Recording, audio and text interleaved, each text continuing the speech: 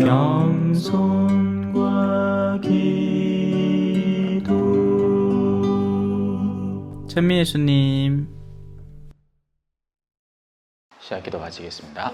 성부와 성자와 성령의 이름으로 아멘. 하늘에 계신 우리 아버지, 아버지의 이름이 거룩히 빛나시며 아버지의 나라가 오시며 아버지의 뜻이 하늘에서와 같이 땅에서도 이루어지소서. 오늘 저희에게 일용할 양식을 주시고 저희에게 잘못한 일을 저희가 용서하오니 저희 죄를 용서하시고 저희를 유혹에 빠지지 않게 하시고 악에서 구하소서. 아멘. 성부와 성자와 성령의 이름으로 아멘. 찬미 예수님. 자, 마테오복음 12장 15절부터입니다. 지난 시간에 예수님은 안식일에 손이 오그라든 사람을 치유했다가 이제 바리사이들에게 죽음의 모의를 당하게 됩니다. 어떻게 하면 없애버릴까를 고민하는 그런 적대감을 형성하게 되어버렸죠.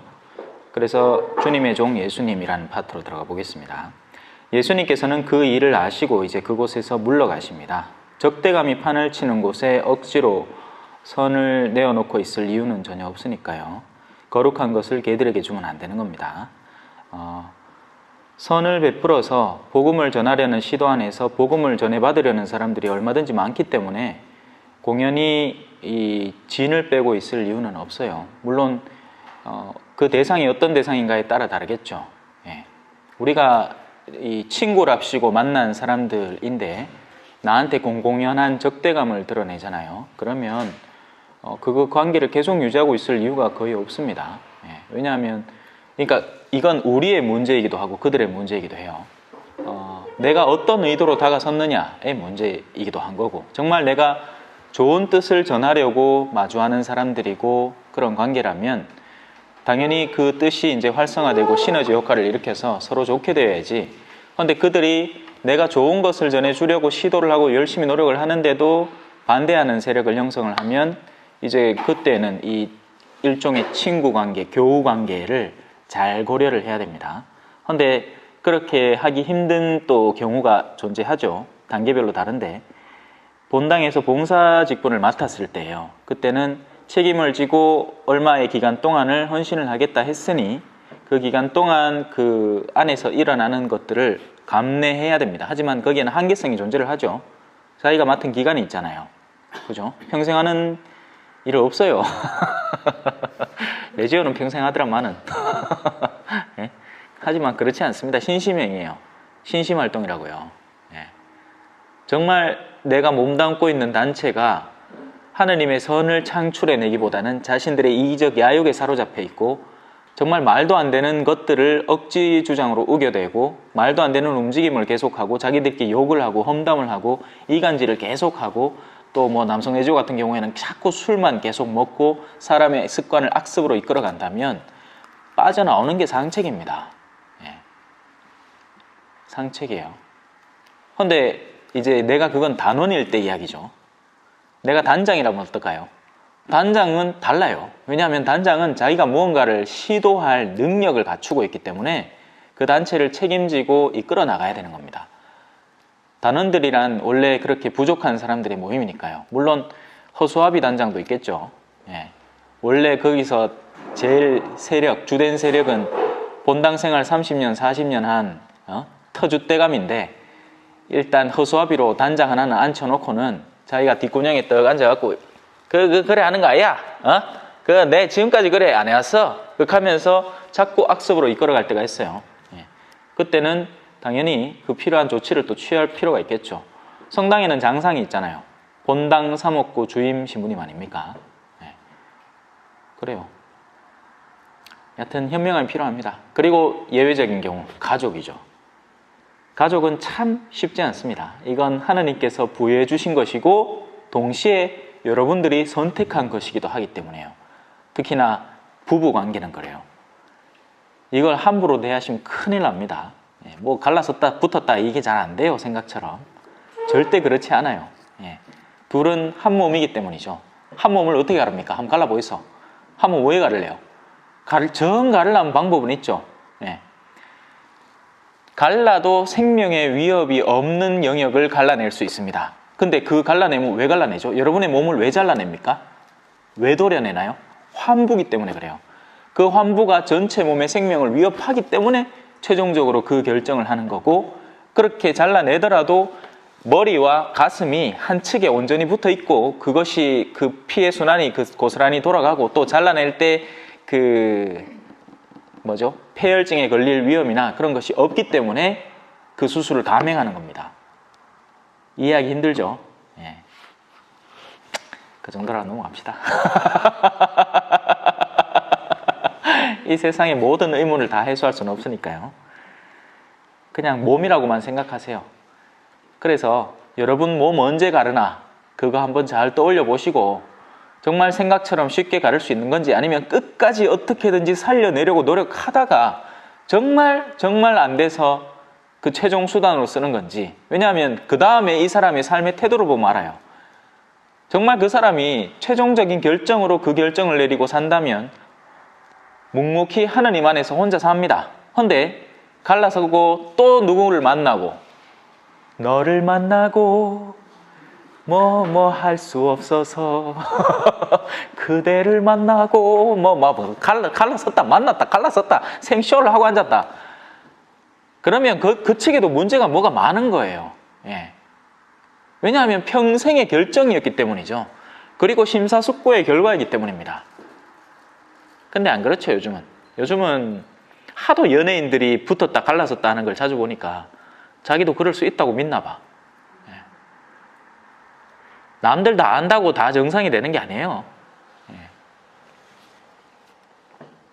자, 예수님께서는 그 일을 아시고 그들의 악한 의도를 아시고 그곳에서 물러가십니다. 자, 그런데도 많은 군중이 그분을 따라오죠. 군중은 물론 여러 가지 이유로 따라와요. 기본은 호기심, 그리고 자기에게 다가오는 유익 때문에 그럽니다. 그게 군중의 특성이에요. 제자들이 아니에요. 군중이에요. 군중은 자신에게 먹을 것을 주는 사람, 자신을 만족시켜주는 사람을 따라갑니다. 예수님에게는 아직 그런 면모가 살아있기 때문이에요. 근데 그 군중이 훗날 적대자로 변할 때가 오죠. 예수님이 십자가에 못 박힐 무렵입니다. 자신에게 더 이상 먹을 걸 주지 못하고 자신에게 자기가 살아가려는 길의 방향성을 자꾸 귀찮고 성가시게 만드는 존재에 대해서 군중은 어렵지 않게 화를 냅니다. 그게 군중의 특성이에요. 예. 자, 그래서 예수님은 그들을 모두 고쳐주십니다. 우리 스승은 착하거든요. 예. 다가오는 사람이면 누구나 도와주고 고쳐줘요. 그런데 다른 한편으로 뭘 하죠? 당신을 다른 사람에게 알리지 마라. 쉿! 하고 엄중히 이루십니다. 이거 예전부터 계속해왔던 일이에요. 이상하죠? 좋은 일이면 알려야 되지 않나요? 근데 왜 알리지 말라고 하죠? 사람이 어떤 일을 알리는 데는 여러 가지 관점이 끼어들기 때문에 그래요. 만약에 여러분이 마지노 요셉 신부를 다른 사람에게 알린다면 어떤 방법을 쓰겠습니까? 그 신부님 평화방송 나온 신부님이다. 가장 초보적이고 기초적인 알림이죠. 또 다른 건 뭐가 있을까요? 신부님 재밌더라. 재밌죠. 예. 근데 그 재밌더라는 이야기를 그 상대자에게 왜 할까요? 그 상대자가 재밌는 걸 찾기 때문에 그래요. 그 상대자가 유명한 요소를 찾기 때문에 평화방송 이야기를 하는 거고. 그럼 결국 저에 대해서 뭘 얘기한 겁니까? 껍데기만 잔뜩 이야기한 거예요. 제 내면에 가진 본질, 제가 하느님을 얼마나 사랑하는지, 그리고 그 사랑에 대해서 여러분들에게 그걸 조금이나마 전하려고 얼마나 노력하는지에 대해서는 감을 못 잡는 거죠. 이게 도대체 뭔지, 내가 지금 받고 있는 게 어떤 건지. 그래서 내가 모르니, 인지하지 못하니 나한테 빛이 다가오지만 내가 지금 볼 수 있는 이 시선은 가시광선이라고 해서 빛의 여러 가지 스펙트럼 가운데에서 이 인간의 시야 안에 들어오는 영역뿐이라는 겁니다. 그래서 적외선이라고 하고 자외선이라고 하잖아요. 거기에는 어마어마한 더 많은 빛의 영역들이 숨어있고 깃들어 있는데 우린 그걸 보지 못하기 때문에 존재하지 않는다고 표현을 하는 거죠. 프레데터라는 영화가 있었습니다. 거기에서 그 프레데터라는 그 외계인은 찡 하고 쓰면 한밤중에도 봐. 왜냐하면 그 적외선을 감지하기 때문에. 그러니까 온도를 감지하는 거죠. 그러니까 아놀드 슈왈제네거가 딱 진흙에 딱 숨어가지고 몸에다가 진흙을 샥 바르잖아. 온도를 떨어뜨리려고. 그래갖고 그 외계인이 쉥 하면서 보는데 눈앞에는 또 보이는데 가시광선 안에는 걸리는데 적외선상에서는 안 걸리는 그런 일도 벌어지는 거죠. 마찬가지 일들이 영적 세계하고 지금 현세적 세계에서 똑같이 벌어지고 있습니다. 우리는 눈에 좋아 보이는 것을 취해요. 근데 정말 좋을까요? 아니지. 모르지. 그죠? 반대로 눈에 추해 보여요. 찌릉내가 나고 똥냄새가 나고 막 없어 보이는 사람이야. 그럼 우리는 기피할 겁니다. 근데 정말 기피해도 될까요? 모르지. 그죠? 만약에 여러분이 제가 선교생활 열심히 하는 시골길 어느 한 구석에서 저를 만났으면 이렇게 다녔을 겁니다. 저 사람 내한테 뭐 해코지 하려고 아이가? 목에 이것도 안 했어. 네? 그냥 평상복 입고 막 찌든 내 있잖아요. 땀내 쩔어가지고 막 돌아다닐 거예요. 그러면 저를 만나려고 할까요? 아니요. 모르죠. 그 가치를 아는 사람이면, 그가 하는 말을 일단 들어보자, 와서 보자 하는 사람이면 머지않아 제 속내를 알게 되겠지만 그게 아니고서는 외면만 보고 당장 기피하려고 들 겁니다.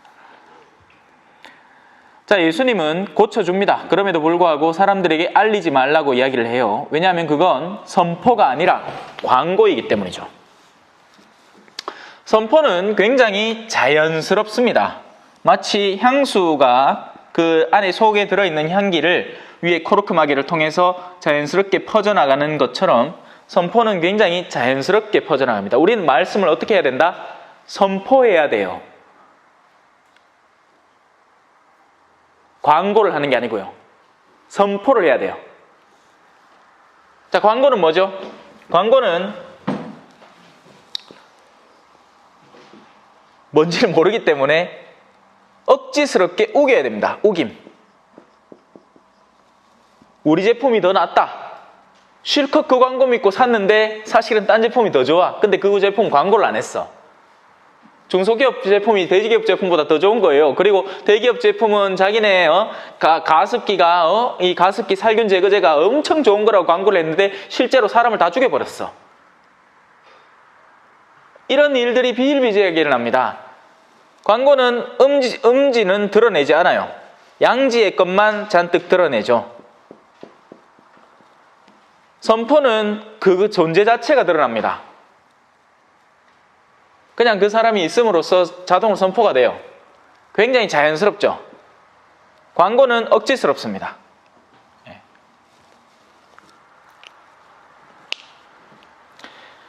사람들이 호기심에 사로잡혀서 예수 그리스도를 바라보고 그 예수 그리스도에 대해서 다른 이에게 이야기를 하기 시작할 때는 광고가 돼요. 그러면 이게 뻥튀기가 된단 말이죠. 물론 인간적인 뻥튀기인 거죠. 예수님은 복음을 전하러 왔는데 사람들은 뭐라고 얘기하겠어요? 치유자가 왔다. 용하더라. 그렇게 되어버리는 겁니다.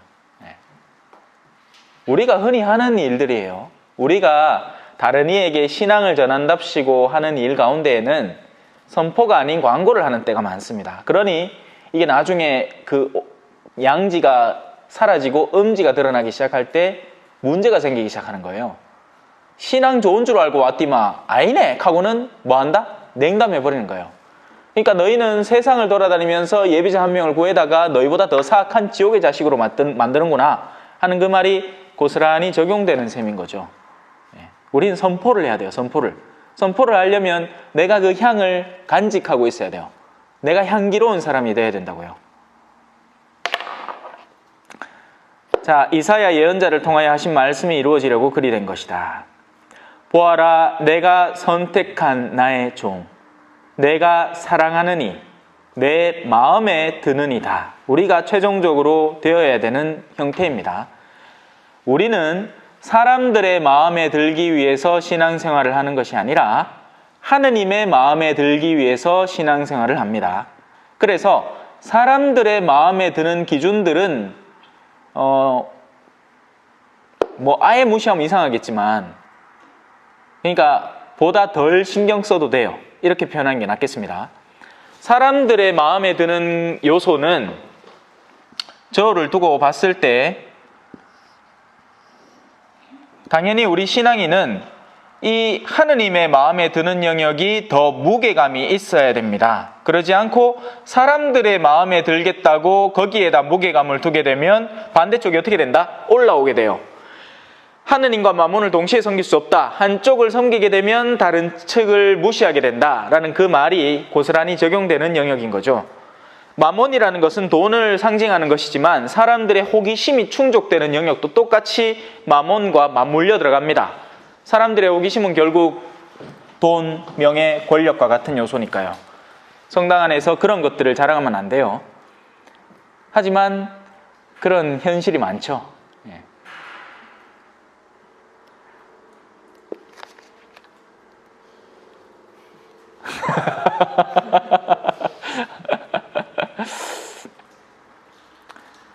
자, 계속 갑시다. 내가 그에게 내 영을 주리니, 당신의 영, 성령이죠. 그는 민족들에게 올바름을 선포하리라. 네, 마치 무슨 말에 대해서 우리가 이렇게 얘기하는 것처럼, 외치는 것처럼 느껴지지만 올바름을 선포한다는 것은 우리의 삶 자체를 올바르게 가꾸어 나가는 것을 의미합니다. 네. 그게 참 힘든 부분이죠. 그죠? 말은 속일 수 있거든요. 우리가 대학 교수가 자기가 배우는 학과목에 대해서 가르칠 수 있습니다. 심지어는 윤리학을 박사를 따낸 교수가 윤리에 대해서 가르칠 수 있죠. 잘 가르칠 거예요.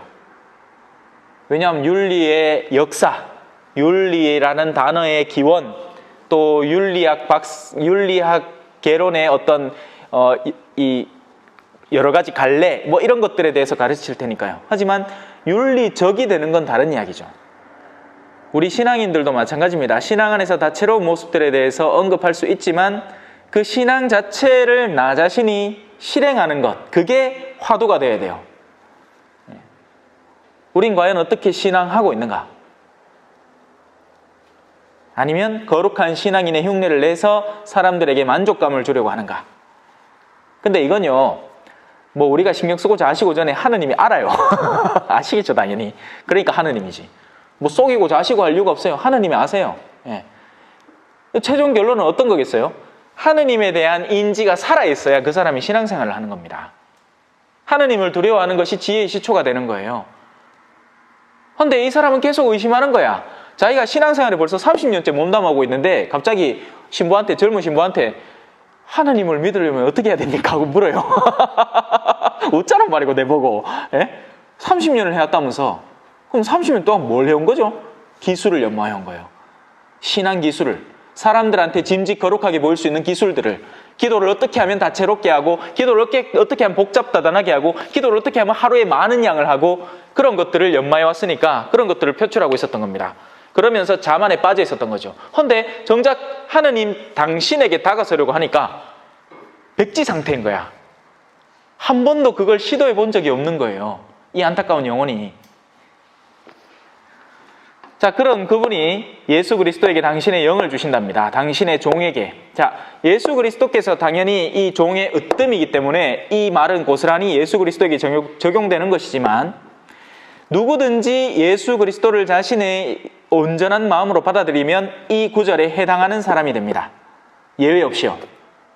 우리는 성령을 당연히 받아들여야 되고요. 그리고 다른 모든 민족들에게 종교적 색채를 전하는 게 아니라 올바름을 선포해야 됩니다. 사람은 누구나 향기를 좋아해요. 자기 코에 들어가는 아름다운 냄새를 좋아하는 거죠. 향기로운 냄새를. 그건 누구도 거부할 수 없는 본질이니까요. 네.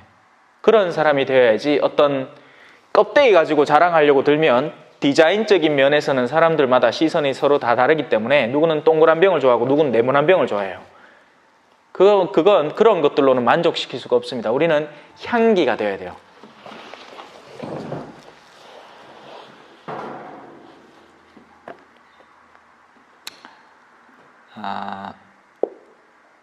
그는 민족들에게 올바름을 선포하리라. 그는 다투지도 않고 소리치지도 않으리니. 올바름을 선포하는 이의 자세와 태도입니다. 그래서 왜 우리 곧잘 개신교 신자분들하고 파이트 붙잖아요. 그죠? 명절 때 친척 집에 가면 그쪽에 개신교 신자하고 우리 측 천주교 신자하고 파이트 합니다. 그죠? 그럴 이유가 전혀 없어요. 왜냐하면 올바른 삶 자체는 누구도 거부하지 못하는 거니까요. 양선한 사람에 대해서는 누구도 거부할 수가 없어요. 그 사람의 본질 자체에 대해서. 근데 우리가 어떤 대화 주제를 꺼내 들고 싸움을 시작을 하면 상대도 똑같은 걸로 맞받아칠 수 있게 됩니다. 그러니 다투거나 소리칠 이유가 전혀 없습니다. 광고할 이유가 없어요. 거리에서 아무도 그의 소리를 듣지 못하리라. 뭐 그렇다고 해서 거리에서 아무도 그의 목소리를 듣지 못하는 게 아니라 이 복음을 전하는 구체적인 수단이 사람의 귀에 들리는 방식으로 전해지는 것이 아니라는 이야기인 거죠. 물론 지금 저는 여러분들의 귀에 듣도록 하지만 사실 그 전에 만약에 저에 대해서 어떤 소문이 났어. 마지노 요셉 신부가 알고 보니까 막 돈을 뭐지 수억을 지금 은행 계좌 하나에 차명 계좌에다가 딱 만들어 놓고는 그거다가 돈을 모아 나가 뭘 사업을 하나 하려고 준비 중이더라 하는 소문을 만약에 듣게 되면 지금 제가 가르치는 게 어떤 의미로 다가갈 것 같아요? 아무 의미도 없게 돼요. 말짱황이라고요. 그래서 악마는 그런 의심병을 유발시키는 것도 전문입니다. 그리고 여러분 언론을 조심하셔야 돼요. 그 어떤 언론이든 목적이 없는 언론은 없어요. 자기들이 원하는 것만 드러내고 그 나머지 영역에는 뭐라도 숨깁니다. 그렇기 때문에 우리가 자꾸 그런 세상에 빠져들기 시작하면 뭐 하겠어요? 우린 싸우게 돼요. 우린 올바름을 선포하는 하느님의 자녀들이 될 줄 알아야 됩니다. 오늘따라 여러분들이 굉장히 여러분들이 아니고 제가 이제 가르치는 방식이 굉장히 좀 뭐랄까 좀 매섭지 않나요? 차분해요. 평소하고 좀 다르죠? 죽을 각오로 하기 때문에 그렇습니다. 언젠가 훅 갈 낀데 열정적으로 하고 가야지. 그죠? 그는 올바름을 승리로 이끌 때까지 부러진 갈대를 꺾지 않고 연기나는 심지를 끄지 않으리니 민족들이 그의 이름에 희망을 걸리라. 자, 선이 가르침을 이끄는 방법입니다. 그것은 부러진 갈대, 너덜너덜거리고 덜렁덜렁거리지만 그걸 꺾어버리지 않습니다. 그냥 둡니다. 싸매겠죠. 그렇게 해서 행여라도 다시 젖붙어서 싹이 나도록. 꺼져가는 심지 깜빡깜빡해. 그걸 피쉬 하고 꺼버리지 않아요. 오히려 더 숨을 이렇게 산소를 불어넣든지 아니면 다른 불을 당겨주든지 그런 식으로 작업을 합니다. 그게 선이 세상을 바꿔나가는 방법이에요. 우리는 어떻게 한다고요? 우리는 자르고 꺼버리고 싶어 합니다. 사람 하나가 솔직히 마음에 안 들면 관계를 단절시켜버리는 게 우리의 그 유혹이에요. 어떤 색다른 시도를 하기 이전에 충분한 시도를 통해서 그를 구슬리고 다시 초대하지 않고 일단 내가 부딪히고 나면 잘라버리려고 하는 게 우리의 시도라고요. 그래서 우리는 우리의 본질적인 스승, 부러진 갈대를 꺾지 않고 연기나는 심지를 끄지 않는 그분에게 참된 희망을 걸 수 있게 됩니다. 악마는요, 쓰다가 틀리면 지워버립니다. 악마에게 유용당하는 사람은요, 반드시 훗날에 그 보상을 받아야 될 걸 각오하고 써야 돼요. 그러니까 예를 들어서 한번 봅시다. 커다란 기업 간에 어떤 모종의 거래가 생깁니다. 그러니까 사장들 사이에 거래가 생기죠. 그런데 그 사장들이 자기들이 일을 합니까? 아니죠. 부하 직원에게 이런 흐트러짐을 통해서 이 빈 공간을 만들고 그 빈 공간을 통해서 그 계약을 우리 측에 따오고 우리가 그 비용을 일시적으로 지불한 뒤에 뭐 어떻게 해라 하고 지시를 내리는데 그에게 있어서는 이게 미흡한 틈이지만 그런 상황에서 우리가 그 틈을 함부로 수용했다가는 사장은 절대로 안 잘리잖아요. 예? 꼬리치기를 하잖아. 그러면 그 탓이 누구에게 다 갈까요? 바로 그 사람에게 가는 거예요. 악마의 유혹은 달콤해요. 그리고 우리가 알 수 있게 드러납니다. 항상 이 정도는 뭐 어때? 라는 관념으로 우리에게 파고들기 시작해요. 여러분들이 누군가에 대한 욕을 시작할 때, 험담을 시작할 때 다 똑같아요.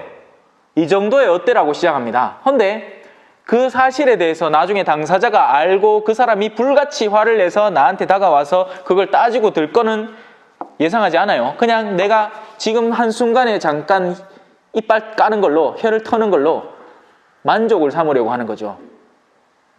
그 여파를 생각지 않는다고요. 하지만 그것마저도 조심할 줄 알아야 됩니다. 그러지 않을 때 훗날 반드시 악마는 그 값을 받으러 와요. 공짜가 아니라고요.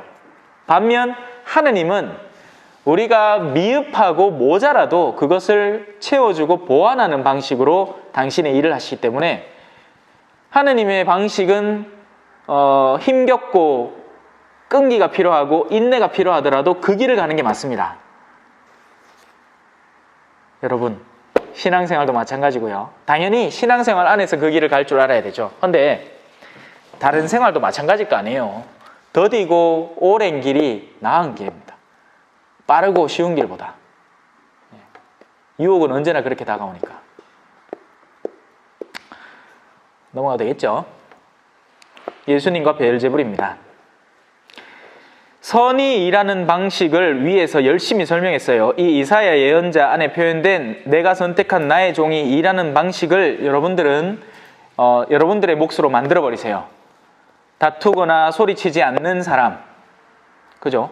하느님의 영을 받아서 그분의 영의 뜻에 따라서 일하려고 시도하는 사람, 거리에서 그의 소리를 쉽게 듣지 못하는 사람, 호기심거리로 회자되지 않는 사람, 묵묵하게 제 길을 가는 사람. 자, 예수님과 베엘제불로 들어갑시다. 그때 사람들이 마귀 들려 눈이 멀고 말을 못하는 사람. 자, 마귀가 들렸는데 눈이 멀고 말을 못해요. 당연히 이 신체적인 어떤 장애도 당연히 포함되겠지만 우리가 눈을 못 보면 어떤 영적인 것에 대한 감각이 떨어지게 됩니다. 그러면 아까 얘기한 것처럼 그 대기업 사이에 끼어가지고 그 사장이 지시하는 걸 그냥 하라 하는 대로 그래요? 그러면 내한테 뭐 떨어집니까? 그럼 내 니한테 뭐 보장해 주지? 승진시켜 줄게. 그러면 그 일 하는 거예요. 그러면 그때 잠깐 승진을 하겠죠. 그리고 나서 나중에 완전 패망을 하겠지. 절대 그 유혹에 빠져들면 안 됩니다. 그런 눈이 먼 사람이 되는 거예요. 마귀가 들면 또 말을 못합니다. 어떤 말? 진리의 말을 못하게 되죠. 우리 내면이 마귀 들게 되면 사실관계를 분명히 알고 진리에 대해서 익숙하면서도 그 얘기에 대해서 침묵하게 됩니다. 누군가를 보호하려는 목적이 아니라요. 거짓말을 하느니 차라리 침묵을 하는 게 맞아요. 그런데 내가 마땅히 해야 할 이야기를 당연히 해야 하는 상황에서 침묵하는 건 비겁입니다. 비겁. 그리고 그건 또 다른 종류의 악이 돼요. 자, 예수님은 그를 너무 쉽게 고쳐줘요. 그냥 고쳐버립니다. 여기서는 뭐 고치고 자시고, 왜냐하면 그게 지금 주제가 아니기 때문에요. 말을 못하던 그 사람이 말도 하고 보게도 됩니다. 그게 예수님께서 하시는 일이에요. 예수 그리스도의 가르침이 우리 안에 들어오게 되면 보게 됩니다. 아, 이게 그 뜻이었구나. 아, 이런 걸 조심해야 되겠구나. 옛날에는 성당에서 어떻게 하면 좀 힘 있는 자매들 서희 모인데 그거 한번 끼 갖고 같이 한번 놀아볼까, 이런 걸 막 갈구하고, 그네들이 늘상 뭐 어디 프랑스 성지순례 가고 어디 성지순례 가고 이런 게 재밌고 막 나도 그거 끼고 싶고 막 그런 욕구가 강했는데 보게 되니까 뭐야, 그러면 인간들이 정상이 아니었구나 하는 걸 보게 되는 거예요. 그런 걸로 사람을 유혹하고 그런 걸로 사람을 지배하려는 욕구가 가득한 마음속에 어둠이 깃들어 있는 사람들이었구나 하는 걸 알게 되는 거죠. 그네들이 모이면 온갖 거룩한 얘기가 다 나옵니다. 자기들이 뭘 한 거룩한 기도 모임, 뭐 기도의 그런 양. 근데 실제 가서 이야기를 나눠보면 사람 마음을 콕콕 찔러요. 못돼 빠지꾸러. 못 느껴요, 그런 거? 그런 걸 보면 안 갈 줄 알아야 되는데 아직까지 그들의 매력점이 대단하다는 거예요. 어떤 매력점? 세상의 매력점이요. 그들이 하는 광고물들. 에? 뒤에는 다 숨기고 있고 회칠한 무덤처럼 앞에는 뽀야이 하야이 막 해갖고 뒤에는 썩은 시체가 막 여기 해골 바가지가 막 숨어 있는 거야 이렇게. 그걸 못 봐. 근데 예수님을 진짜 만나고 나면 보이는 거예요. 보이고 나면 욕구하지도 않는 거지. 왜? 껍데기 하얀 건 좋은데 썩은 건 싫거든. 썩은 거 좋아하는 사람 있어요. 썩은 거 좋아하는 사람 없잖아. 냄새 나잖아요. 더럽고. 영혼이 썩으면 그래요. 냄새가 나요. 그리고 그 냄새라는 게 다른 사람의 코를 콕콕 찌르는 것처럼 우리의 영혼을 콕콕 찌른다니까? 그 썩은 내가. 왜냐하면 그 썩은 내는 증오, 원한, 분노, 시기, 탐욕, 이기심과 같은 요소거든요. 왜 그걸 못 보냔 말이야. 못 보는 게 아니겠지. 보면서도 뭔가 더 원하는 게 끌리는 거예요. 광고 때문에. 선포하는 사람을 만나야 되는데 하기야 선포하는 사람이 없기도 하다. 예. 선포를 해야 말이지.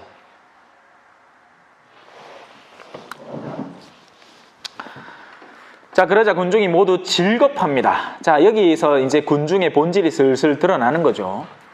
군중은 하느님께 영광을 드리고 놀람이 아니고 지금 뭐가 이상히 질겁을 하는 거예요. 예. 저분이 혹시 다윗의 자손이 아니신가 하고 말하는데 바리사이들은 이 말을 듣고 이제 그들을 부슬리는 색다른 광고를, 속임수를 꺼내놓습니다. 저자는 마귀 우두머리 벨제불의 힘을 빌리지 않고서는 마귀들을 쫓아내지 못한다 하고 말합니다. 예수님께서 그들의 생각을 아시고 이렇게 말씀을 하세요. 어느 나라든지 서로 갈라서면 망하고 어느 거울이나 집안도 서로 갈라서면 버텨내지 못한다. 사탄이 사탄을 내쫓으면 서로 갈라선 것이다. 그러면 사탄의 나라가 어떻게 버텨내겠느냐? 내가 만일 베엘제불의 힘을 빌려 마귀들을 쫓아낸다면 너희의 제자들은 누구의 힘을 빌려 마귀들을 쫓아낸다는 말이냐? 그러니 바로 그들이 너희의 재판관이 될 것이다. 그러나 내가 하느님의 영으로 마귀들을 쫓아내는 것이면 하느님의 나라가 이미 너희에게 와 있는 것이다. 여기에서 우리가 희망을 딱 느끼고 감동을 좀 느껴야 되는데 마음이 무미건조하죠, 그죠?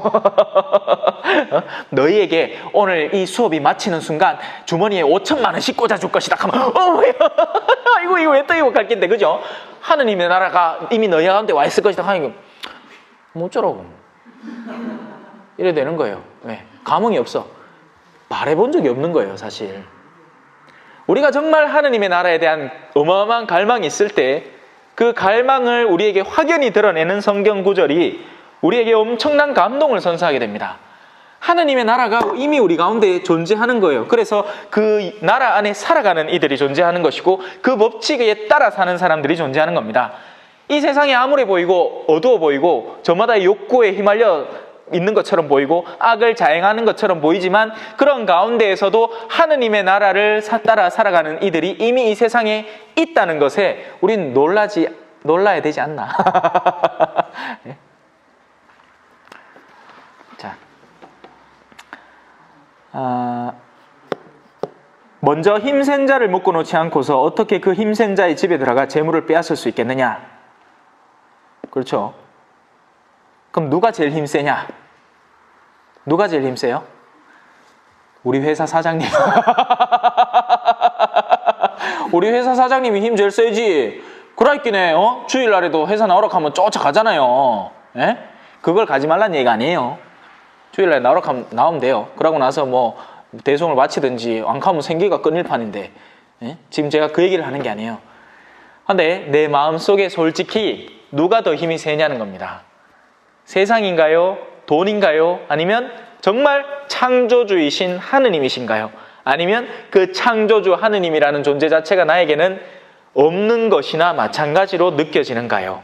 라는 질문이죠.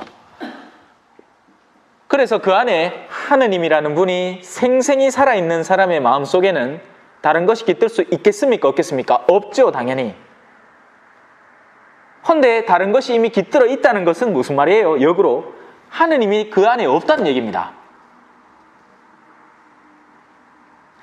여전히 세상에 사람들의 눈치가 두려운 거예요. 성체를 모시러 나가는데 마음이 어둑어둑한데 지금 내가 이거 이대로 나갔다가는 막 경을 칠 것 같은 느낌이 들면서도 사람들이 날 어떻게 쳐다볼까 이거 무서워갖고 옆 사람씩 나가니까 이제 자기도 슥 일러가 이제 나가갖고 이제 모시고 들어오는 거야. 마음이 뭐 같은데 마음에 냄새가 풀풀 나는데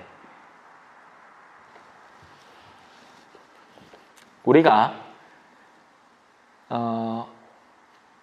말씀을 정말 그 말씀의 본질의 의미, 제가 말하는 가시세계 밖의 그 본질적인 영적 의미로 우리 안에 받아들여서 그걸 살아나가겠다는 결심을 다지는 순간부터 어떻게 되냐면 안에 주인이 섭니다. 주인이. 하느님이 우리의 주인이 되시는 거예요. 그러고 나면 바오로 사도가 이렇게 얘기했어요. 하느님의 자녀들은 더 이상 죄를 지을 수가 없게 된다고요. 그 말에 대해서 사람들이 의문을 갖습니다. 어떻게 죄를 안 짓고 살 수가 있나? 죄와 실수는 달라요. 어린아이는 엄마를 사랑해요. 그래서 엄마에게 다가가고 싶어 하지만 걸어오다가 팔에 힘이 없으니까 푹 엎어지고 또 그렇게 해서 일어나서 아장아장 몇 걸음 걷다가 또 넘어지죠. 그게 죄입니까? 약함입니까? 약함이에요. 그건 죄가 아니에요. 죄라는 건 엄마가 오라는데 옆집 아줌마 목소리 듣고 그거 따라가는 게 엄마에게 있어서는 죄입니다. 이건 비유적으로 얘기한 거예요. 옆집 아줌마 목소리 듣고 따라갈 수도 있어요. 근데 하느님의 목소리를 듣고도 다른 길을 선택하는 이들이야말로 죄스러운 상태에 빠져 있는 겁니다. 그 사람의 위치가 어디든 상관없어요. 그 사람이 성경 쓰기를 몇 번 했든 그 사람이 평행미사를 몇 번이나 나오든 이런 것들은 다 부차적인 거예요. 그건 그 사람의 여건이 그에게 허락되니까 그 여건 안에서 하느님을 더 사랑하기 위해서 마땅히 해야 하는 요소인 거지 그걸 가지고 칭찬을 기대하면 안 돼요. 따라오고 계신다고 믿겠습니다. 자, 계속 갑시다. 그러면 먼저 힘센 자를 묶어놓지 않고서 어떻게 그 힘센 자의 집에 들어가 재물을 빼앗을 수 있겠느냐. 우리 안에 있는 영적인 영역은 온전히 하느님의 몫입니다. 하느님께서 우리를 차지하실 때 그 모든 영적인 영역은 비록 육체는 나약하고 정신도 때로는 시달리고 나면 스트레스를 받고 나약해지지만 영혼만큼은 그 누구에게도 빼앗기지 않을 수 있어요. 우리의 의지, 자유의지, 선을 선택하려는 의지 말이에요. 그 얘기를 하는 겁니다. 지금 묶어놓은 뒤에야 그 집을 털 수 있다. 나와 함께하지 않는 자는 나를 반대하는 자고 나와 함께 모아들이지 않는 자는 흩어버리는 자다. 이제 이 말을 읽으면 이해가 되어야 되는데 쉽지는 않으실 거라고 제가 믿습니다. 내 안에, 우리 안에 예수 그리스도가 함께 있을 때 당연히 우리는 하느님과 함께하는 자가 되고 반대로 나와 함께하지 않을 때, 그러니까 예수 그리스도가 내 안에 없을 때 그리고 내 안에 다른 욕구들이 생생히 여전히 살아있을 때 나 아직도 돈 좀 많이 벌어보고 싶어. 나 아직도 세상 안에서의 어떤 위치를 차지해보고 싶어. 라는 십자가와는 정반대되는 사고 안에 사로잡혀 있을 때 우리는 예수님을 반대하는 자가 돼요. 왜냐하면 그 생각 안에 사로잡혀 있는 동안 어떻게 되겠어요? 자, 보세요. 자, 성당 가자라고 초대를 합시다. 뭐 평소에 그런 말 하면 안 되지만 이제 지금까지 열심히 작업해왔고 오늘 이제 초대를 해요. 나하고 성당 가자. 내가 예수님에 사로잡혀 있는 사람이 되어버렸을 때는 그 초대가 반갑고 달갑게 느껴지지만 아직도 내가 세상의 요소에 들러붙어 있을 때에는 그 초대가 거북하게 느껴집니다. 그 자체로 증명되는 거예요.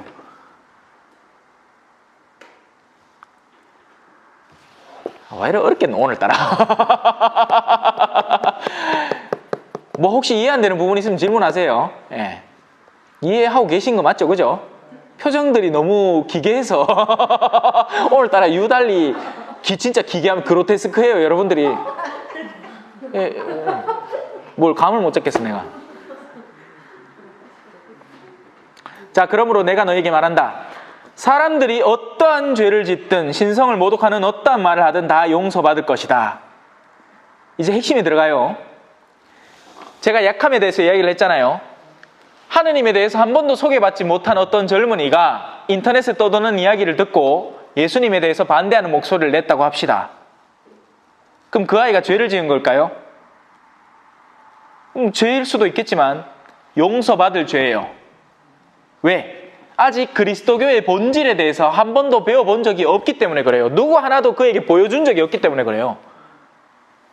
자기 엄마 모습만 본 거야. 근데 엄마는 어떻게 살아왔는데 성당을 내쫓아다니면서 자기들을 내팽개쳐온 거예요. 그러니 그 아이의 내면 속에는 성당이라는 것에 대한 우스꽝스러움과 분노 이런 것만 가득 차 있는 겁니다. 실제 제가 한 가정 방문 때 겪은 거예요. 애가 신부님이 왔다 하는데도 천주교 집안이라는데 부모님이 다 열심한데 애가 마음이 냉랭해. 마치 주술사 보듯이 자기 게임 속에 마술사, 주술사, 막 마법 쓰는 사람 보듯이 나를 그렇게 보면서 취급을 하는 거예요. 그냥 웃긴 사람. 나를 알지도 못하면서 처음 보는데 선입견 자체가 단단히 잡혀 있는 거예요. 부정적인 쪽으로. 얘는 한 10년 향후 10년은 성당 안 나올 친구예요. 그게 다른 계기를 통해서 깨지지 않는 이상은. 그 누구 탓일 것 같아요? 지 탓이 아니에요. 그 아이가 받아들인 정보라고는 부모님의 신앙생활인데 이 부모님은 맨날 싸워. 맨날 싸워. 성당에서는 가장 거룩한 척을 해요. 또 성당 나오면 쌍투스라. 쌍투스란 말 자체가 잘 모르시겠는데 쌍투스가 성인들을 라틴어로 표현하는 겁니다. 쌍투스. 신학교에서도 왜 툭하면 어느 신학생이 이제 자기는 기도 좀 더 하다 들어가겠다 이렇게 하면 쌍투스다 놀립니다.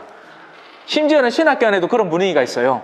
기도를 더 하겠다는데 놀리는 거예요. 그리고는 뭘 칭찬해 줄 것 같아요? 술 잘 마는 신학생 칭찬해 줍니다. 제때 한참 유행했던 게 우리 동기들 사이에서 유행했던 게 꽃갈주라는 거였어요. 꽃갈주. 그건 뭔데? 술을 따르고 난 뒤에 이제 한번 들고 나면 내려놓질 못해. 그게 뭐야? 이상하지 않아요? 지금의 우리 성당의 움직임이 이상하지 않습니까? 술 잘 마시는 걸 취하지 않나요? 에? 그런데 없어요. 몰라, 이 동네는 모르겠다마는 제가 돌아다녀 본 결과, 평균적인 결과 적지 않은 영이 그래요.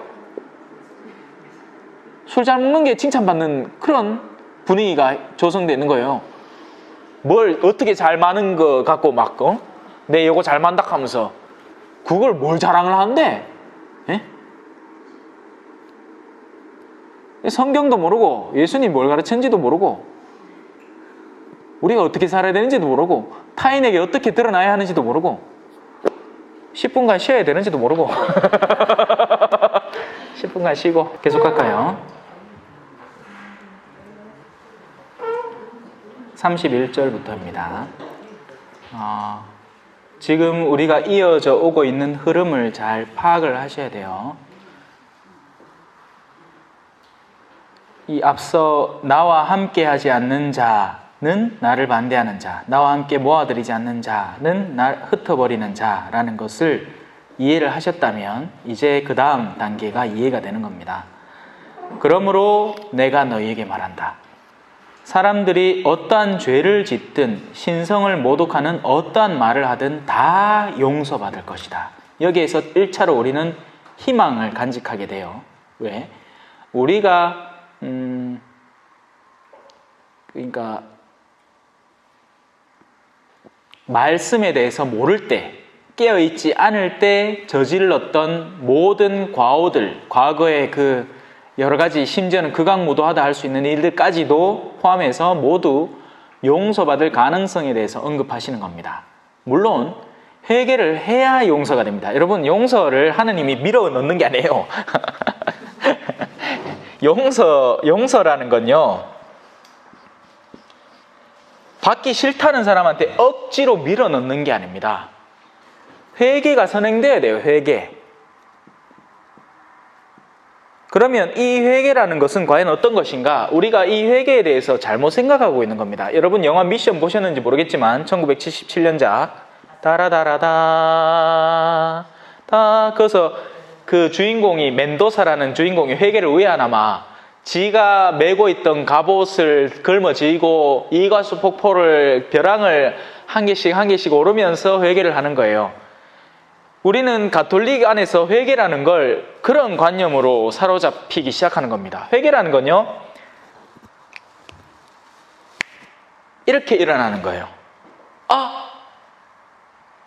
하고 일어나는 거죠. 빛에 대해서 감각을 하고 그 반대편에 있는 어둠에 대해서 이게 아니었구나라는 것을 깨달음을 통해서 회개가 이루어집니다. 문제는 이 회개를 지속시키는 게 중요한 거죠. 회개가 이루어지는 순간 용서는 우리를 찾아와요. 우리에게 선물되는 거예요. 용서의 은총이라고 표현하잖아요. 그래서 하지만 용서는 그 어떤 것도 없이 우리에게 밀어붙여지진 않아요. 기회가 주어지고 그 기회를 통해서 회개한 이에게 그러니까 밀려 넣어지긴 해요. 그러니까 그런 의미로는 우리에게 들어오는데, 우리가 그 어떤 조치도 하지 않고 우리의 자유의지가 고스란히 살아있는데 밀어닥쳐지지는 않는다고요. 바오로 사도의 케이스를 들어볼까요? 바오로 사도는 예수님을 만나서 회개를 하게 된 경우잖아요. 그럼 문제는 뭐겠어요? 자기가 그렇게 한 회개는 극적이라는 겁니다. 이게 서서히 빛으로 당겨진 게 아니고 극적으로 이루어졌기 때문에 그 극적인 회개를 유지하는데 더 큰 노력, 초인적인 노력이 들게 돼요. 안 그렇겠어요? 자기가 이전에 살아오던 삶에서 완전 단절되다시피 해야 돼. 근데 우리에게 다가오는 회개는 하나님이 우리 각자의 달란트, 내적, 내공을 알기 때문에 그 수준에 맞게끔 다가오는 겁니다. 여러분에게 다가오는 회개는 뭐죠? 마지노 요셉 신부야. 네? 이해할 만하고로 설명을 한 주 하고 또 한 주 해가 적어도 여러분은 48번의 회개의 기회가 주어지는 거나 마찬가지인 거예요. 근데 그런다고 해서 다 말씀을 받아들이냐? 그렇지도 않아요. 왜? 고집스럽게 자신의 이전 삶을 유지해 오는 겁니다. 그게 옳다고 생각하고. 농담이에요. 제가 회개 아니에요. 여러분이 알아서 회개하는 거야. 저는 그냥 빛을 조명할 뿐이에요. 아, 이런 쪽이 진짜 빛이다. 우리가 살아오던 과거의 그릇된 신앙 관습을 타파하고 본격적인 신앙의 그런 참된 길로 나가자라는 거예요.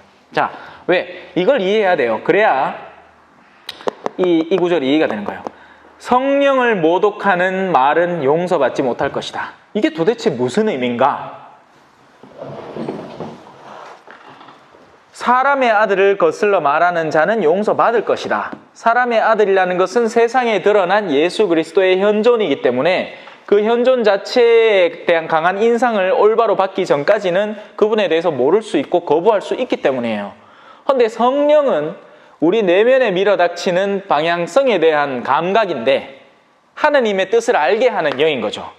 그 영에 대한 방향이 살아있으면 우리는 당연히 그쪽으로 이끌려 들어가서 따스함을 간직하고, 마치 열기구가 경주에 가면 열기구 있잖아요. 그죠? 하늘에 띄어나오는 거.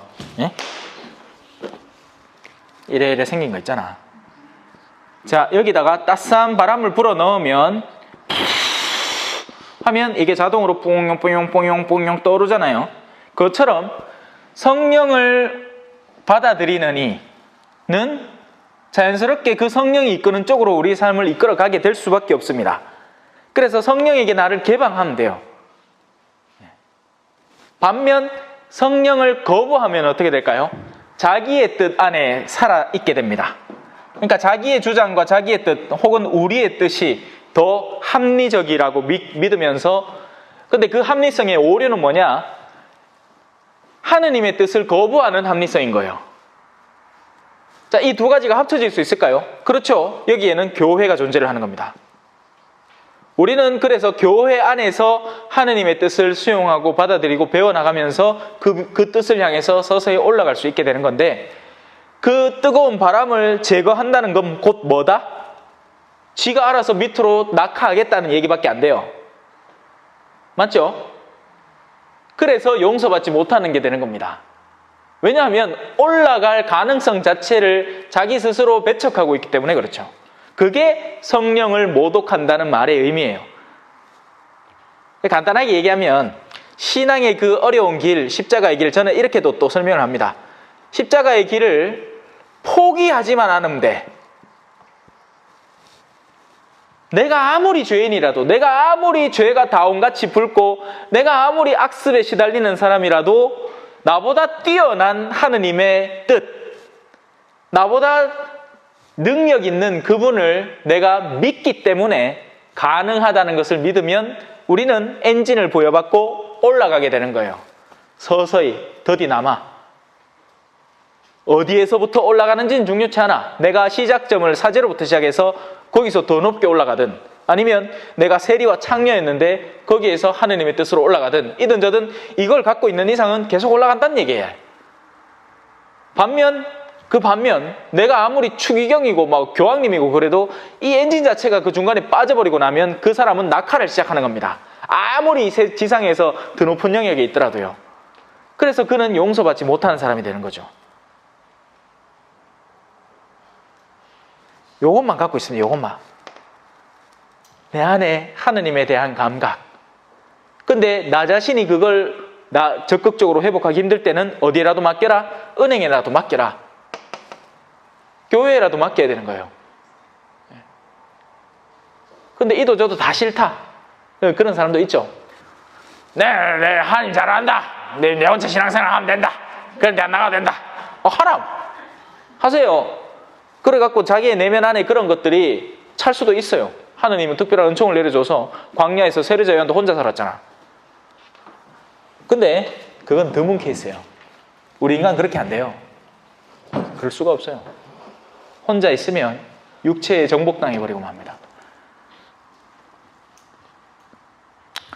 성령을 거슬러 말하는 자는 현세에서도 내세에서도 용서받지 못할 것이다. 네, 무서운 말이죠. 한편으로는 희망을 주는 말이에요. 성령만 거부하지 않으면 우리 모두 용서받고 하느님 나라에 들어갈 자격을 얻게 된다는 가능성에 대한 말이자, 다른 한편으로 이 성령을 받아들여야만, 근데 그 성령을 받아들이지 않을 때는 지가 암만 거룩해도 거룩한 척을 하는 거지. 사실은 거룩하지 않지. 성령이 없는데 어떻게 거룩해져요?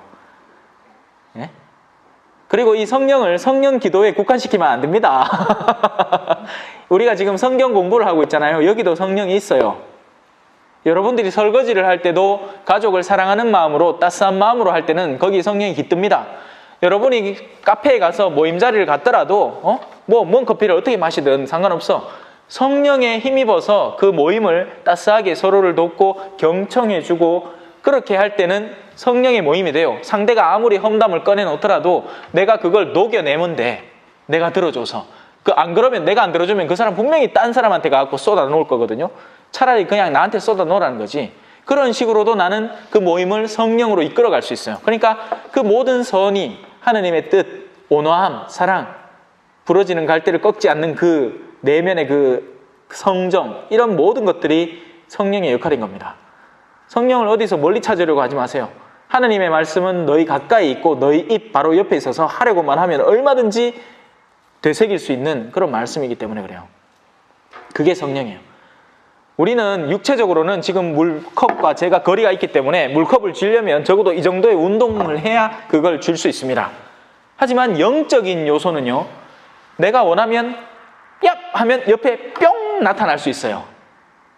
그건 여러분의 자유의지와 연계되어 있기 때문에 그래요. 맞잖아요, 그죠? 여러분들이 머릿속으로 어떤 상상력을 먼저 취하느냐, 어떤 걸 취할 수 있겠어요? 원하는 걸 취할 수 있잖아. 내가 상대에 대해서 부정적인 감각을 먼저 일깨우느냐, 아니면 그가 나한테 행한 아름다운 일들을 일깨워서 다시 그에 대한 사랑을 회복하느냐, 이 선택을 누가 하겠어요? 여러분이 하는 거예요. 네? 자, 이제 말과 마음으로 넘어갑시다. 나무가 좋으면 그 열매도 좋고 나무가 나쁘면 그 열매도 나쁘다. 나무는 그 열매를 보면 안다. 이거 제가 자주 쓰는 표현입니다. 열매를 통해서 사람을 분별하는 거예요. 사람이 자기 자신에 대한 외적, 내가 왕년에 내가 뭐도 했고 애미도 했고 그루실료도 했고 뭐도 했고 뭐 단장도 했고 뭐 꾸리아 단장도 했고 뭐 다 필요 없어. 그 사람이 지금 맺고 있는 열매만 보면 돼요. 그 사람 곁에 가면 힘이 생기는가? 용기를 얻는가? 사랑스러운 사람인가? 조화와 일치를 꾀하는 사람인가? 아니면 사사건건이 누군가에 대한 험담을 시도하고 이간질을 시도하고 갈라놓고 괴팍하고 이기적이고 자기 욕구를 채워주지 않는다고 화를 내고 그런 사람인가를 보면 그 사람의 나무를 알 수 있죠. 간단한 일이에요. 그죠? 그래, 우리 다 알아요, 사실. 우리 다 알아요. 안 만나봐서 그렇지. 다행히 여러분하고 저하고는 만나보면 한 50분간의 대화 안에서 벌써 다 쪽 나는 겁니다. 이 사람이 어떤 관점으로 무엇을 중점으로 두고 있고 어떤 것을 자기가 표력하려고 드는지. 그래서 예수님은 좀 심한 말도 해요. 야, 이 뱀새끼들아! 오늘날에 그 솔직한 말로 표현하면 이렇게 그렇지. 이렇게 고상하게 했겠어요? 독사의 자식들아. 이게 뭔 욕이라, 그죠? 야, 이 뱀새끼야! 이 말이야. 에? 너희가 악한데 어떻게 선한 말을 할 수 있겠느냐? 그렇죠? 암만 기업들이 여러분들의 건강을 책임지겠습니다 해도 속으면 안 돼요. 기업은 돈을 버는데요. 돌았다고 여러분의 건강을 챙겨요? 여러분의 건강을 챙기는 게 자기 수입에 도움이 될 때만 챙겨요. 근데 그것도 챙기는 게 아니야. 사실은.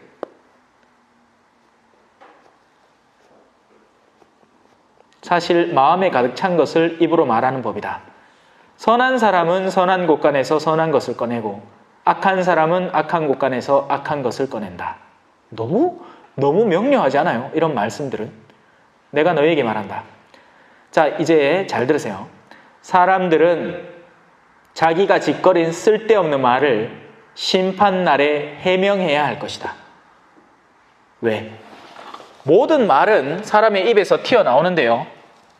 그 사람의 입에서 튀어나오는 그 모든 말은 그 안에 의도가 숨어 있다는 겁니다. 아래를 향하는 그런 말마디를 뱉는 사람, 위를 향하는 그런 말마디를 뱉는 사람. 이걸 쓸데없는 말이라고 하진 않겠죠. 이건 찬란한 말, 영광스러운 말, 아름다운 말이 됩니다. 쓸데없는 말이라는 건 바로 이런 의도. 근데 이런 의도 자체는 어디에서 생겨나는 걸까요? 바로 나, 이기성에서 생겨납니다. 선과 진리와는 전혀 상관없고 내가 욕구하는 것을 이루기 위해서 꺼내는 말. 여보, 오늘 배고프지 않아? 내가 된장 끓여줄까? 언뜻 듣기에 선한 말인 것 같지만 평소에 안 끓여주던 된장을 오늘 끓여주면서 뭔가 목적하는 바를 달성하려는 말이기 때문에 그 말은 뭐다? 이기적인 말이 되는 거죠. 아무리 겉이 아름답고 고와도요, 고상한 척 보여도요. 정말 남편을 사랑한다면 이미 남편에게 뭔가를 했을 거예요. 그리고 그 남편은 미소 짓고 있을 겁니다. 이미. 그래서 자기가 짓거린 쓸데없는 말을 심판날에 해명해야 돼요. 그러니 우리 입에서 나오는 말들이 현명하게 나올 수 있도록 우리는 곰곰이 생각하는 시간을 잘 가질 줄 알아야 됩니다. 너희가 한 말에 따라 너는 의롭다고 선고받기도 하고 너희가 한 말에 따라 너는 단죄받기도 할 것이다. 여기서 말이라는 걸 단순히 어떤 하나의 익스프레션, 표현이라고만 생각하지 말고 우리가 하는 모든 삶의 영역 자체가 하나의 말이 된다고 생각하세요. 예수 그리스도는 하느님의 말씀이죠. 맞죠? 근데 그 말씀이 우리 가운데 생활하고 계시니 그분이 말씀이에요. 그냥 말로만 전해진다고 말씀이 아니라. 그래서 신천지 사람들은 제발 이만희를 만나보고 한 2박 3일이나 일주일 정도로 같이 살아봤으면 좋겠어. 그러면 그 말씀이 드러날 거예요. 어디까지 진리인지, 정말 그 사람이 보혜사인지 아닌지. 근데 그럴 수는 없겠죠. 철두철미하게 맞겠지. 그죠? 어디 뭐 명성교회인가 그것도 뭐 완전히 목사님 하나 나오는 게 대통령 수행원들 뒤따라오고 막 난리 부세통이더만. 왜 만납니까 그런데? 그러니 숨길 수가 있게 되는 거죠. 한두 시간 자기를 꾸며가지고 목회 장소에서 연설을 하는 건 어려운 일이 아니에요. 원고를 준비하면 돼요. 한 몇 시간 준비하면 1시간 분량의 원고가 나오는 겁니다. 네. 그럼 그렇게 하면 되는 거예요. 저는 힘들겠죠. 그죠? 화수목 해갖고 5개의 강좌를 한 강좌당 적어도 한 3시간만 잡아도 몇 시간입니까 그게? 예? 믿거나 말거나. 자. 그래서 자 이제 요나의 표징으로 들어갑시다. 이 요나의 표징은 오늘 제가 이제 그 유튜브 또 그 복음풀이를 하면서 한 분이 이런 질문을 했어요. 왜 하느님은 예수님은 맨하탄 상공에 미국의 그 대도시 맨하탄 상공에 쫙 나타나서 사람들에게 쫙 표징을 보여서 사람들을 믿게 하지 않느냐고. 물론 그럴 것 같으면 진작에 그랬겠죠. 그 답이 여기 나옵니다. 그 답은 아니고 그것도 이해를 하려고 노력해야 돼요. 한번 들어봅시다. 그때 율법학자와 바리사의 몇 사람이 예수님께 말합니다. 스승님이 일으키시는 표징을 보고 싶습니다. 자, 그들이 표징을 봐서 정말 믿으려고 하는 걸까요? 아니면 의도 자체가 그냥 실험을 해보려고 하는 걸까요? 후자죠. 시험해보고 싶은 거예요. 이게 진짜인가 아닌가. 근데 그 시험의 기준 자체를 누가 정하죠? 자기들이 정해놨어요. 어디까지를 만족시켜줘야 될까요? 그리고 그 당대의 사람들을 만족시켜주고 나면 그 후대의 사람들은 그들이 만족한 걸 고스란히 받아들이나요? 아니면 새로 태어난 새로운 자유의지를 지닌 존재이기 때문에 여전히 똑같은 상황이 반복적으로 일어날까요? 후자죠. 지금 우리 파티마의 기적이 일어났다 하지만 여전히 그 자체를 의심해 볼 수 있어요. 그때는 과학기술이 떨어져서 그랬을 끼야. 그때도 무슨 마술사가 있어가지고 그 해가 이렇게 떠오르던 해가 뺑글뺑글 돌다가 막 왔다 갔다 하다가 그런 것들을 뭔가 뭐 강력한 조명을 하고 뭘 해가 그렇게 했겠지. 마침 그날이 일식이었고 해양이 안 보였고 하면 끝도 없이 의심할 수 있어요. 왜 안 돼요? 암만 표징을 보여줘도 안 된다는 겁니다. 사실은. 왜? 사람들이 새롭게 늘 태어나고 그렇게 새로운 조건 안에 놓여진 사람들은 자신의 일생, 탄생과 죽음 하에서 믿음의 사건을 다루어야 하기 때문이죠. 그래서 하느님은 예언자들을 두시는 거예요. 그 당대에 하느님의 말씀이 그들에게 자신의 수준으로, 인간적 수준으로 다가올 수 있게끔 체험하게 도와주는 존재. 하느님의 말씀과 성경과 그리고 예언자들인 거죠. 그들을 파견하시는 겁니다. 제발 깨달으라고. 자, 그래서 예수님이 답합니다. 시작부터 아주 그냥 대놓고 얘기를 하세요. 이 악하고 절개 없는 세대가 표징을 요구하는구나. 악이라는 것. 여러분, 선을 생각할 때는요, 이것만 생각하면 됩니다. 하느님의 뜻, 그게 선이에요. 하느님의 뜻은 이해될까요? 안 될까요? 어떤 때는 이해가 안 돼요. 어떤 때는 이해가 되고. 기본적인 것들은 이해가 됩니다. 뭐 우는 아이 달래주는 거 선이죠. 그죠? 예? 또 부부간에 화목하게 지내는 거 선이에요. 예? 부모가 자녀들을 부성애와 모성애로 추스려주고 가꾸어주는 것 그런 거 다 선이에요. 기본적인 노선의 선의 영역이 존재를 합니다. 하지만 초자연이라는 영역, 영적 영역의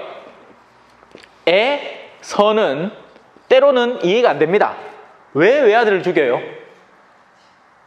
왜?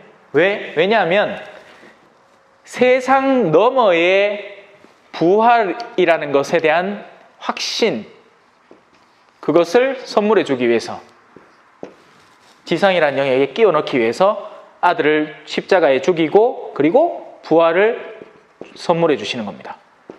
이건 근데 우리가 쥐고 있기 때문에 이제는 이해를 합니다. 그냥 이해하는 게 아니고 뭐 당연히 사순시기 다음에 무슨 시기? 부활시기죠. 그리스도 신자면 누구나 그냥 그러려니 하고 넘어가는 일이 되어버린 거예요. 하지만 누구도 솔직하고 진지하게 이 사건 자체에 대해서 숙고해 보지 않았어요. 왜? 우리에게 이 십자가가 훗날 다가오기 때문이죠. 우리는 이 십자가를 거쳐서 부활에 가야 되는데 예수 그리스도의 순환과 부활에 대해서는 이제 익숙해져 버렸기 때문에 그냥 넘어가는 일이지만 나 자신에게 그 순환이 다가올 때부터 이제 하느님을 원망하기 시작합니다.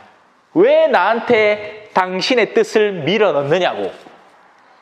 나는 내가 원하는, 내가 주장하는, 내가 옳다고 생각하는 삶의 방식대로 나를 좀 평온하게 놔두지 왜 당신이 의도하는 것을 나에게 밀어 넣으려고 하느냐고. 자, 그때부터 뭐가 시작된다고요? 악이 시작되는 거예요.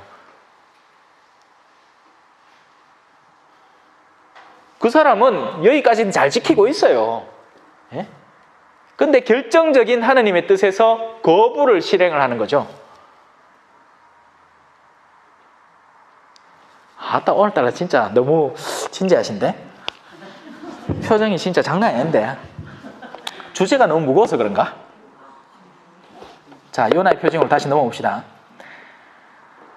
그 악하고 절개 없는 세대, 이 충절을 지키지 못하는 세대가 이 표징을 요구하는구나. 그러니 그 표징이라는 건 그들의 시선을 만족시켜주는 하나의 이벤트일 뿐이지 진짜 의미의 표징, 하느님이 주려는 의미의 표징이 아닌 거예요. 자기들이 찾는 표징인 겁니다.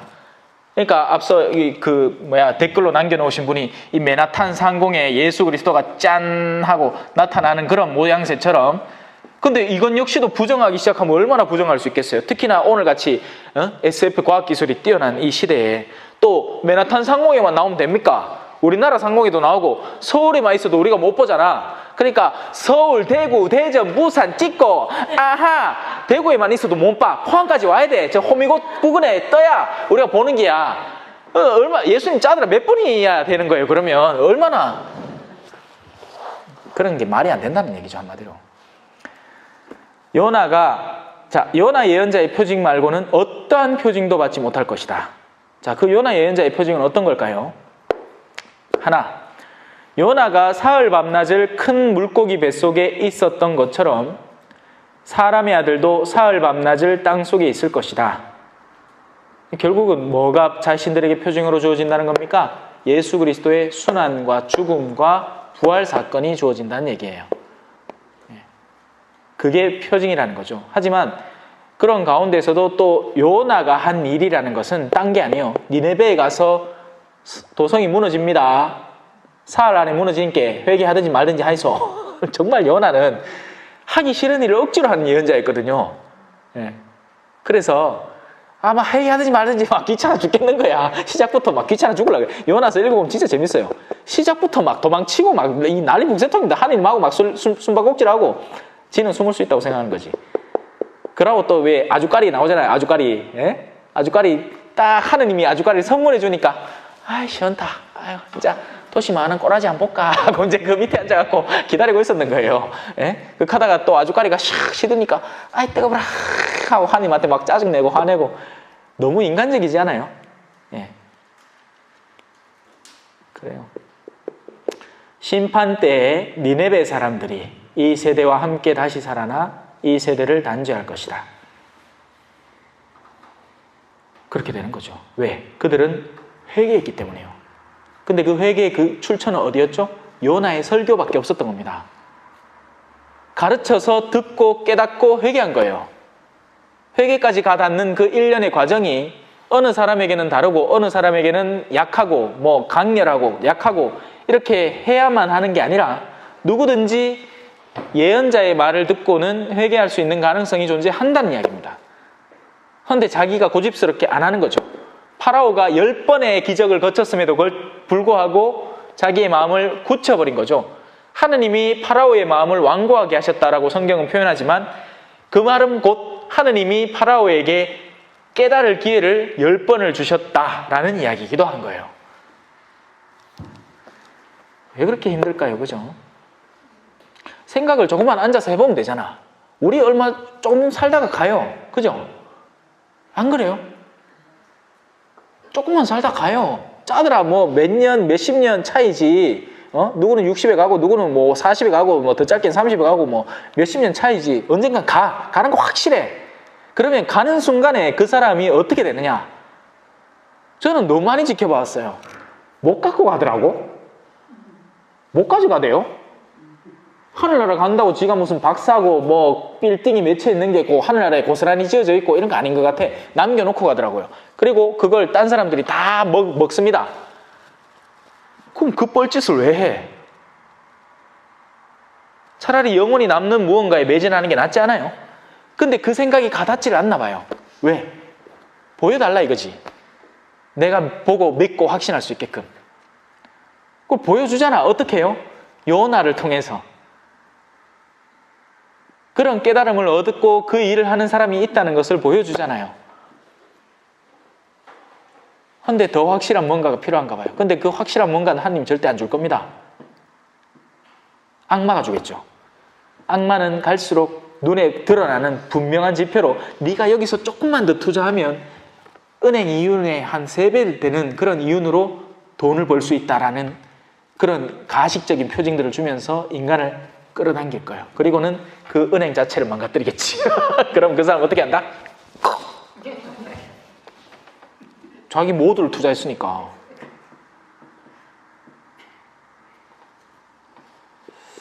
심판 때에 남방 여왕이 이 세대와 함께 되살아나 이 세대를 단죄할 것이다. 그 여왕이 솔로몬의 지혜를 들으려고 땅 끝에서 왔기 때문이다. 참 누구는 지혜를 듣기 위해서 참 먼 데서도 자신을 희생해가면서 다가오는 사람이 있는가 하면 어떤 이들은 정말 어렵지 않은 일인데 귀찮아하고 성가시 하더라고요. 자, 그게 참 사람의 속이 다른 것 같아요. 갈망하는 건 취하고 맙니다. 그러나 보라, 솔로몬보다 더 큰 이가 여기에 있다. 자, 되돌아오는 악령. 이것도 재밌어요. 더러운 영이 사람에게서 나가면 쉴 때를 찾아 물 없는 곳을 돌아다니지만 찾지 못한다. 하고 많은 장소 중에 굳이 물 없는 곳이라고 표현을 합니다. 성전 오른편에서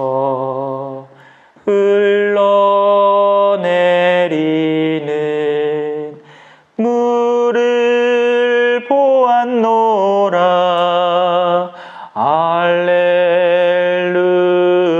알렐루야. 그 물이 가는 곳마다 모든 사람이 구원되어 노래하리라.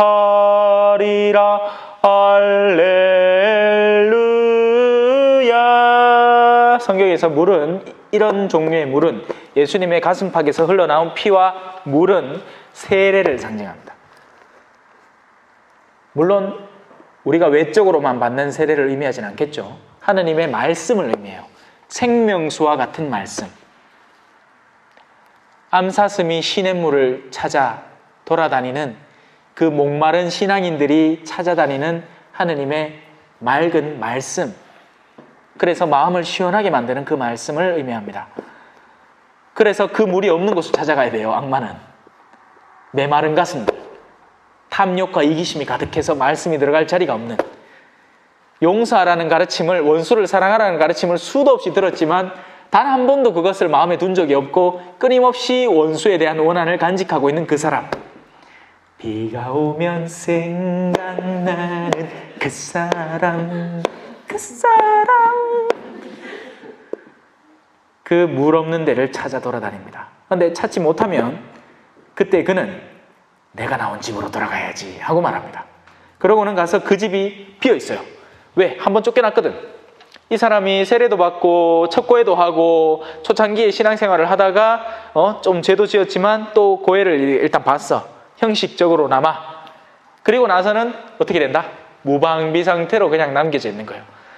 거룩함에 더 나아가고 말씀을 배우고 자신의 신앙을 좀 더 익히고 다져나가야 하는 그 판에 방치해 둔 거죠. 그러니 나갔던 영이 데리고 들어옵니다. 비가 오면 나타나는 7가지 악한 영들을 데리고 들어와. 7이라는 숫자는 무슨 숫자다? 완전수죠. 전에는 그래도 핫바리 영이었는데 이제 완전하게 그 집안을 차지해버립니다. 그런 상태로 살아가는 신앙인들 꽤나 많아요. 이게 회개를 분명히 해야 되는데 어설프게 하고 또 옛날의 과오를 자꾸 반복해서 하면서 이제는 그 과오 자체가 가슴 아프지 않은 과거로 변해버리는 거예요. 또 성사 보면 되지 이렇게 되는 겁니다. 그렇게 해서 자리를 잡으면 그 사람의 끝이 처음보다 더 나빠진다. 이 악한 세대도 그렇게 될 것이다. 무시무시한 말이죠. 예수님의 창가족. 자, 되돌아오는 악령에서 이미 이제 영의 활동에 대해서 예수님은 기술하고 있습니다. 그리고 옛날 사람들에게는 그 영이라는 존재 자체가 너무나 익숙한 존재였어요.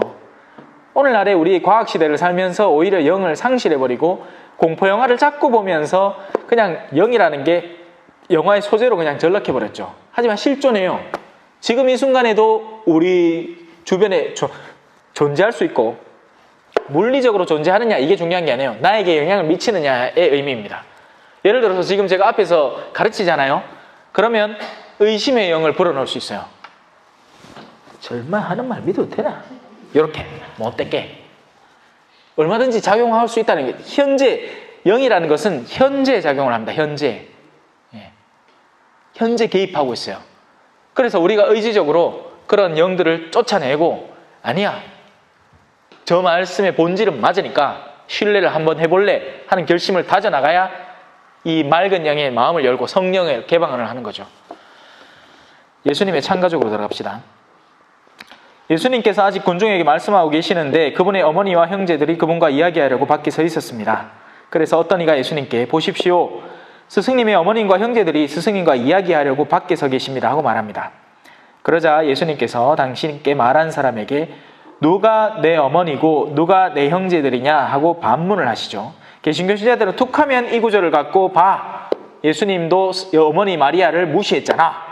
근데 너희는 뭔 천주교 신자가 성모님을 마당에 모시고 생쇼를 해? 라고 이야기를 합니다. 하지만 예수님 말한 본질을 올바로 이해하지 못한 탓이에요. 그냥 그 처음에 나오는 구절만 쏙 빼서 이렇잖아 라고 이야기하는 것밖에 안 되는 거죠. 당신 제자들을 가리키시며 이르십니다. 이들이 내 어머니요 내 형제들이다. 왜? 그 이유가 중요하죠. 후자에 나오는 게 중요합니다. 하늘에 계신 내 아버지의 뜻을 실행하는 사람이 내 형제요 누이요 어머니다. 그 말인즉슨 그 말을 가장 잘 실행한 사람은 누구였습니까? 성모님이에요. 의심할 여지 없이. 그렇기 때문에 예수님이 여기 계신 거라고요. 그런데 여기에 대한 의심이 그러니까 이걸 생각해 보기도 전에 이미 말마디에서 막혀버리는 거지. 성경을 너무나 그러니까 성경의 함의를 이해해야 되는데 넓은 의미 거기에서 얘기하는 문맥상에 우리에게 전해지려는 그 본질적인 의미를 이해해야 되는데 껍데기만 딱 취하고 난 뒤에는 봐라 이렇게 계시라니까. 그 아버지의 뜻을 가장 잘 실행한 분이 성모님이에요. 그래서 성모님에게는 상경지례를 드리죠. 성인들에게는 공경지례를 드리고 하나님께는 흠숭지례를 드립니다. 우리가 드리는 공경의 수준이 달라요. 완전히. 결코 성모님은 하느님이 아니에요. 성모님은 인간 사이에서 가장 고귀하고 순결하고 맑으신 분일 뿐이에요. 씨 뿌리는 사람의 비유를 한번 살펴봅시다. 그날 예수님께서는 집에서 나와 호숫가에 앉으셨다. 그러자 많은 군중이 모여들어 예수님께서는 배에 올라앉으시고 군중은 물가에 그대로 서 있었다. 물가라는 영역은 낮은 영역, 혼돈에 가까이에 서 있는 영역입니다. 예수님께서는 그들에게 많은 것을 비유로 말씀을 해주시죠. 비유라는 수단은 제가 이제 아까 향수병을 그리고 뭐 했는 것처럼 천상적인 차원의 것을 이해하는 데에는 어떤 지상적인 요소가 필요하긴 한데 그것의 본질적인 의미보다는 그걸 비유적으로 쓸 때 천상적인 차원을 드러낼 수 있으니까요. 모든 성사는 훌륭한 비유입니다. 비유. 그리고 예수 그리스도야말로 가장 우리에게 하느님 당신을 드러내주는 가장 훌륭한 하느님의 비유 그 자체인 거죠. 원성사라고 표현을 하죠. 자, 씨 뿌리는 사람이 씨를 뿌리러 나갔다. 그가 씨를 뿌리는데 어떤 것들은 길에 떨어져 새들이 와서 먹어버렸다. 어떤 것들은 흙이 많지 않은 돌밭에 떨어졌다. 흙이 깊지 않아 싹은 곧 돋아났지만 해가 솟아오르자 타고 말았다. 뿌리가 없어서 말라버린 것이다. 또 어떤 것들은 가시덤불 속에 떨어졌는데 가시덤불이 자라면서 숨을 막아버렸다. 그러나 어떤 것들은 좋은 땅에 떨어져 열매를 맺었는데 어떤 것은 100배, 어떤 것은 60배, 어떤 것은 30배가 되었다. 마지막으로 귀 있는 사람은 들어라. 우리 중에 귀 없는 사람은 없을 거예요. 근데 내면의 어떤 요소를 받아들일 귀, 그것에 대한 이야기를 하는 거죠. 예. 그래서 다음 시간까지 이 씨 뿌리는 사람의 비유에 대해서 한번 묵상을 하시고 적어와 보세요. 뒤에 거 잊지 말고. 뒤에 거 물론 다 알고 계시지만 어떻게 적느냐? 여러분들의 삶과 비유해서 내 삶에서 만약에 내가 이 씨 뿌리는 사람의 비유 중에 나는 누구일 것이며, 아니면 이런 영역은 이것을 말하는 것 같다, 내 삶 안에서 이런 때가 있었다, 뭘 들었는데도 금방 까먹더라, 오늘 수업 맨키로 뭐가 듣긴 듣는데 귓전을 뭐가 때리긴 하는데 뭐가 남겨지는 게 없더라. 그래서 A4지 반장, 그 최소 뭐 2장 3장 적어 온다고 내가 뭐라 하지는 않을게요. 심심할 때 한번 앉아서 적어 보세요. 도움이 될 겁니다. 왜냐하면 비유를 내가 있는 귀로 듣는 훈련이 될 테니까 한번 해보세요. 숙제 안 한다고 뭘 안 할게. 성부와 성자와 성령의 이름으로 아멘. 영광이 성부와 성자와 성령께 처음과 같이 이제와 항상 영원히 아멘. 성부와 성자와 성령의 이름으로 아멘. 감사합니다. 겸손과 기도.